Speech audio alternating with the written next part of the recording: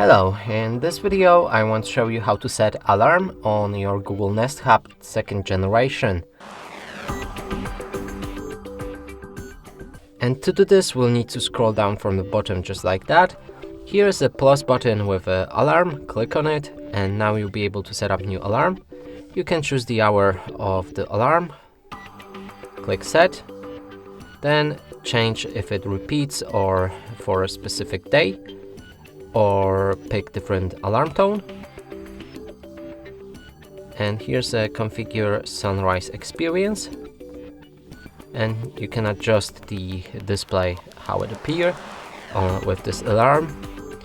Finally we can click on done and then the alarm will be set. And that's it for this video. Hope you like it. Please consider subscribing to our channel, leave a like and a comment below.